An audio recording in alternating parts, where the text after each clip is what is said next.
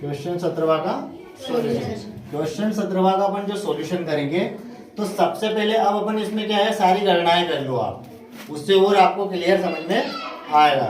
तो अपन सबसे पहले इसमें क्या निकालते हैं, देखो क्या दे रखा है, साझेदारों का रेशो, ठीक है। तो अपन उसका रेशो निकाल लेंगे। तो सबसे पहले अपन रेशो की गणना करते हैं अपन यहाँ पे, रेशो।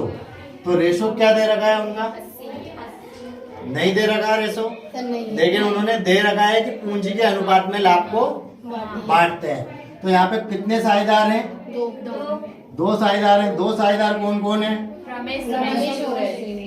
तो अपन यहाँ लिखेंगे रमेश। रमेश की पूंजी कितनी है, 80,000। चाहो तो आप यहाँ पे लिख दो ratio distribution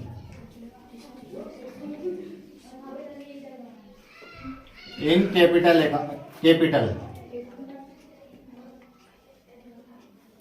ratio distribution in capital ratio, मतलब पूंजी के अनुपात में। जो अनुपात को बांट रहा है वो किस में बांट रहा है, पूंजी के अनुपात में। तो अपन यहाँ पूंजी के अनुपात में बांटेंगे। तो रमेश का क्या है, रमेश की पूंजी कितनी है, 80,000 रुपए। उसके बाद सेकंड कौन है, सुरेश की पूंजी कितनी है, 60,000। सुरेश की 60,000। अब पूंजी का अनुपात, तो अपन क्या करेंगे, पूंजी के अनुपात के लिए 80,000 अनुपात में बांटना है अपने को पूंजी के 60,000। समझ में आ रहा है। इससे क्या होगा, आपको क्लियर पहले ही समझ में आ जाएगा कि भाई पूंजी के अनुपात या समान अनुपात या फिर जो दे रखा है डिसाइड अनुपात। टाइप्स ऑफ रेशो 3 टाइप्स का होता है। रेशो कितने प्रकार के होते हैं, 3 प्रकार का। कौन कौन सा होता है, एक तो समान रेशो होता है, जो यदि किसी में नहीं दे रखे समान उसमें बांट रहे हैं। दूसरा होता है आपका पूंजी का अनुपात, पूंजी के अनुपात में लाभ बांट रहे हैं। तीसरा दे रखा है डिसाइड रेशो, जैसे 1, 2, 3 या 5, 6, 7 जो भी उन्होंने डिसाइडेड रेशो होता है। तो 3 प्रकार का। तो इसमें पूंजी का अनुपात दे रखा है। अब हम पूंजी के अनुपात में निकालेंगे तो 2 कितना अपने 4 जीरो से 4 जीरो कैंसिल हो जाएगा।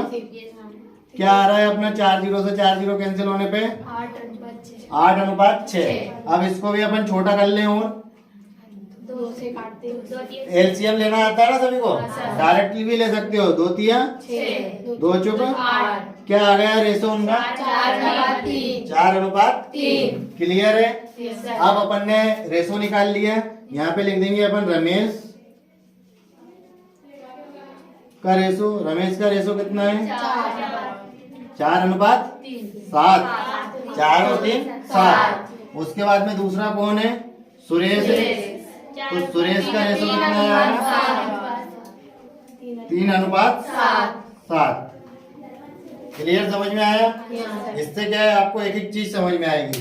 करो इसको जल्दी, फटाफट कॉफी जल्दी से, ठीक है। अब एक एक चीज समझाएंगे, लेकिन ऐसे में एक ही सवाल होगा 1 घंटे में बेटा, क्योंकि विस्तार में समझाएंगे। तो कारण उसका यही है कि टाइम ज्यादा